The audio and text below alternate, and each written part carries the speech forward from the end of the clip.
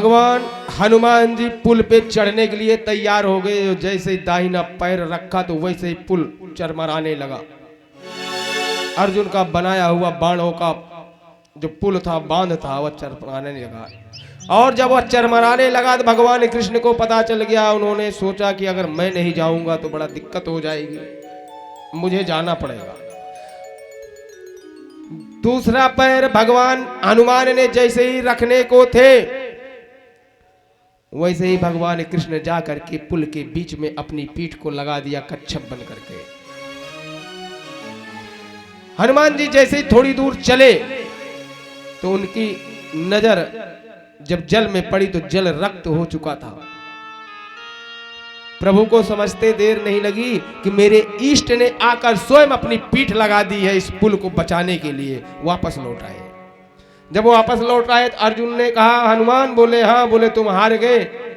हनुमान जी फिर मुस्कुराए, बोले अर्जुन मैं हार गया अगर तुम कह रहे हो, मैं तो हार ही गया हूं और अब जो तुम कहोगे वो मैं करूंगा। इतने में ब्राह्मण रूपी भगवान कृष्ण आकर के खड़े हुए। और जब खड़े हुए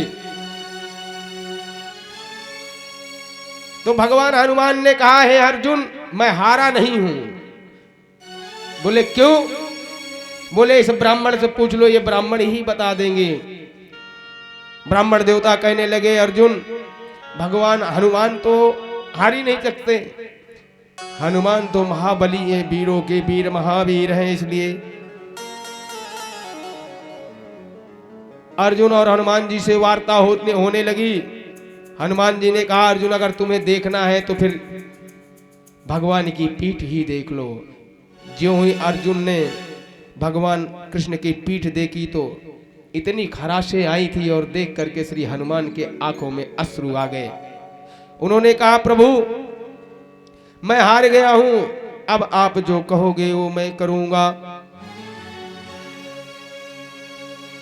तो भगवान कृष्ण ने कहा कोई बात नहीं है, जो मैं कहूंगा अगर वही करना है तो जब समय आएगा तो मैं बता दूंगा।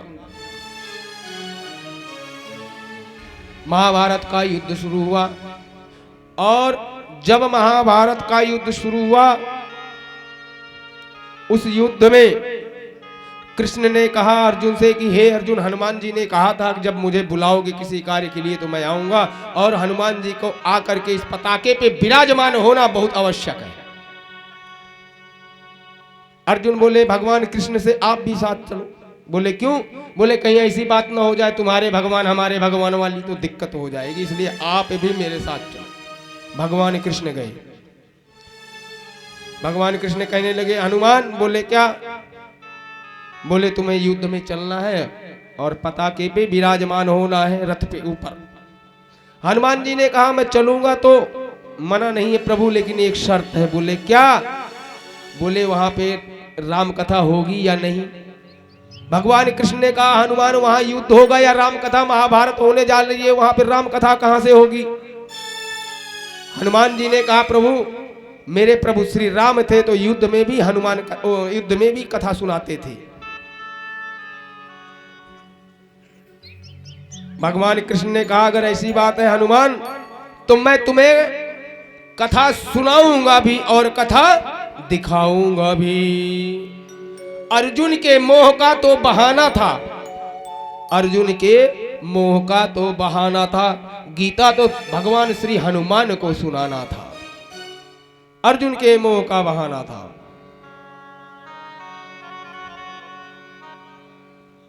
और जब जाकर के विराजमान श्री हनुमान जी पताके पे हुए तो गुरुदेव भगवान कहते हैं कि भारत में पारथ के रथ के तू का पीरा जाओ। भारत में पारथ के रथ के तू का पीरा राजे सुन कुरु राज दल हल बल भो।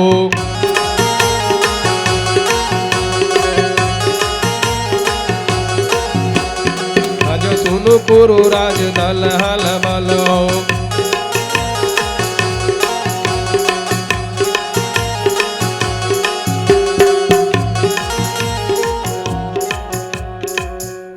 जब भगवान हनुमान जी पताके पे विराजमान हो गए, भारत में पारथ, पारथ कहते हैं अर्जुन को, रथ पे केतु माने ध्वजा। और जब श्री हनुमान जी पताके पर विराजमान हुई तो चारों तरफ विराजमान हुए, और होने के बाद जब गर्जना की तो पूरे कौरवों के कान सुन्न हो गए। ऐसे लगा कोई बहुत तेज वज्रपात हुआ हो। और भीष्म पितामह कहने लगे, हे गुरुवर, अपने गुरु द्रोणाचार्य से, कि लगता है हनुमान जी पताके पे आ गए हैं, और उधर श्री हरि भी है और हनुमान भी है, तो जहां पर श्री है, श्री हरि है, तो वहीं पर विजय श्री भी है, वहीं पर विजय श्री है। अब कौरवों का कुछ नहीं हो सकता है। इतना जब उन्होंने कहा, और दूसरे दिन युद्ध को शुरू होना था, और युद्ध शुरू होने पे दुर्योधन गए भीष्म पितामह के पास,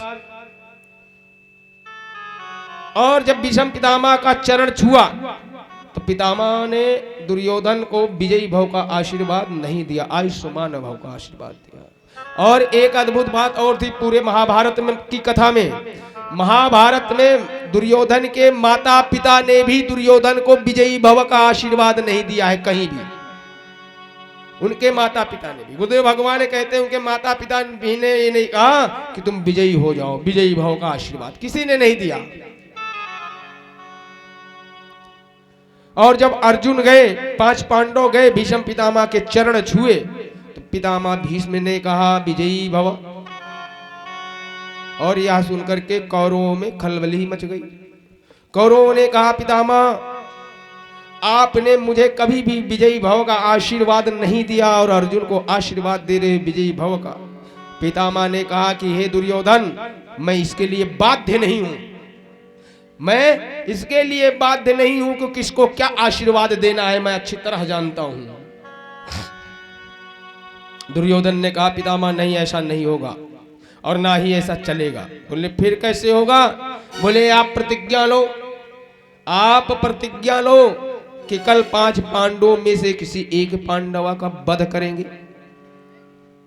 और नहीं तो आप ये समझ लीजिए कि कौरवों का नहीं पांडवों का पक्ष ले रहे हैं।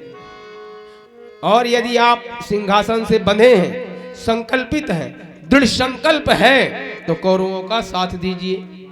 पितामह ने कहा कोई बात नहीं है, मैं प्रतिज्ञा लेता हूं। शकुनी ने कहा केवल प्रतिज्ञा नहीं, सौगंध और प्रतिज्ञा, क्योंकि सत्य तो आप हैं ही, और संकल्प लीजिए। जहां पे कहते हैं हनुमान जी भी अष्ट सिद्धि है, लेकिन 8 सिद्धि कैसे है, वो 8 सिद्धि आप भी अपना लें तो कुछ भी कर सकते हैं। आप अपने दाम्पत्य जीवन को आत्म कल्याण, जन कल्याण, लोक कल्याण, समाज के कल्याण के हितार्थ के लिए, समाज के कल्याण के हितार्थ के लिए आप कार्य कर सकते हैं, लेकिन कब?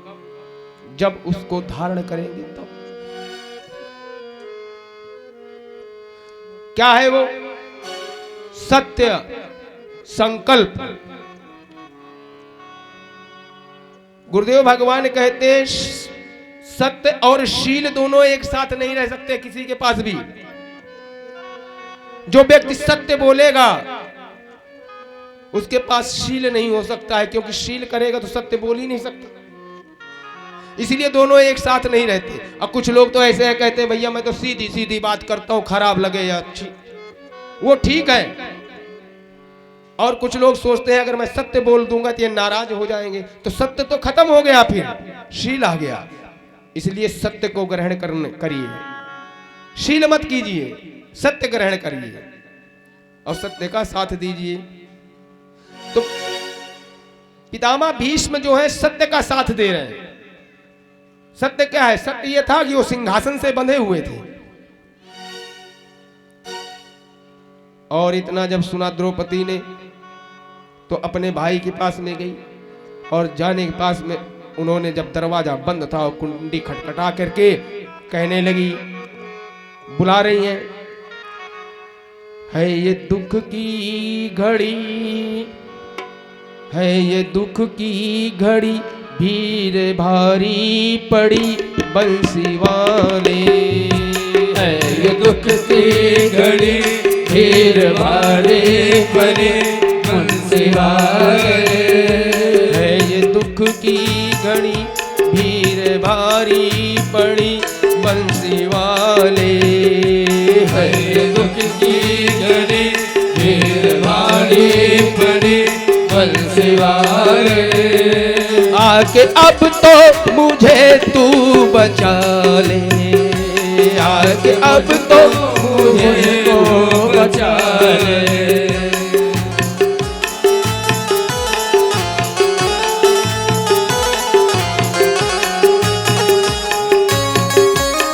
जय हो।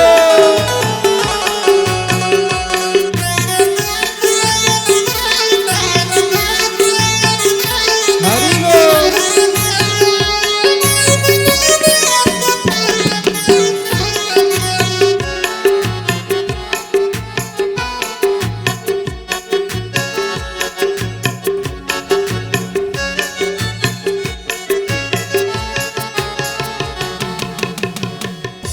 भगवान कृष्ण ने दरवाजा खोला, देखा तो बहना खड़ी। प्रभु ने कहा, बहना तू यहां कैसे? आधी रात को कैसे आई? द्रौपदी ने सारा वृतांत बताया। बोली, यदि पांचों पतियों में से कल एक पति का भी वध हो गया तो तुम्हारे रहने से कन्हैया कोई लाभ नहीं है, कोई फायदा नहीं।